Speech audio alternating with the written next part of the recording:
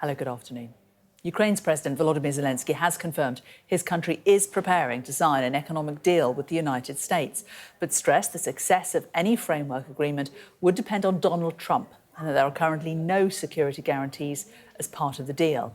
He added there is no confirmation yet he will travel to Washington on Friday for a meeting with the US president. Zelenskyy suggested an agreement to end the war against Russia in the next few weeks would be difficult and said a just and lasting peace was more important than a rushed peace. That's why in this deal there are only basic things about that. Yes, security guarantees and etc. But I think it's not about it. Next steps have to be about it. Without future security guarantees, we will not have really just peace, and we will not have really ceasefire, what Trump spoken about. And if we don't have it, nothing will work. So we will have nothing. Nothing will work, and I know it. That's why I need it. That's why I said that. Okay, I'm ready for basic things, and we are strategic partners and a lot of things. But I want just to understand what will be tomorrow with us, with our families, just to understand. And where are you?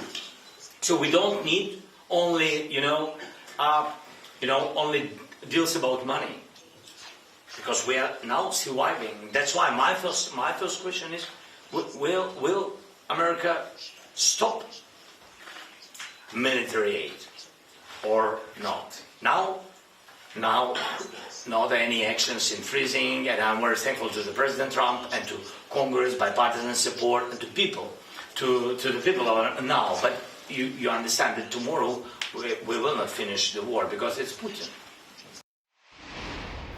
Well, let's go live to Kiev and our security and defence editor, Deborah Haynes. Deborah, what do you read into this? Is it positive? It's of course positive that they've both, the two sides have found some middle ground, but clearly the document, this framework agreement as it's being described, it doesn't go into specific details. It does feel more like it's a confidence building measure, given that the two sides are after two very different things and they really strongly want them. I mean, just to sort of set it out quite straight, because it is quite complicated. For Donald Trump, he has been saying all along that he thinks that Volodymyr Zelenskyy has ripped off America, getting hundreds of billions of dollars of weapons and financial support. Of course, it's not as much as that, the Ukrainian side says. But Donald Trump says that he wants to be able to exploit Ukraine's vast mineral wealth, natural resources. This is a country that is huge and has a lot under its soil. And Donald Trump wants to get his hands on that. And so he views this deal as really a transaction, a payback for the American taxpayer. On the Ukrainian side, the US is their most important backer when it comes to its military might and its ability to provide weapons and hard cash. And so the Ukrainians desperately need Donald Trump and his White House to be batting in its corner as they make these overtures to Russia. And if, as Donald Trump has repeatedly said, he is able to negotiate a ceasefire between Kyiv and Moscow, then the Ukrainians want to have the Americans providing the security guarantees that underpin that agreement and ensure that Vladimir Putin doesn't attack again. They believe that only America has the power to deter Russia. So that's kind of what's at stake. This agreement, this framework agreement, it sets out really the sort of the pathway to maybe getting into that greater detail. Volodymyr Zelenskyy, he said that something that he really was against, this idea of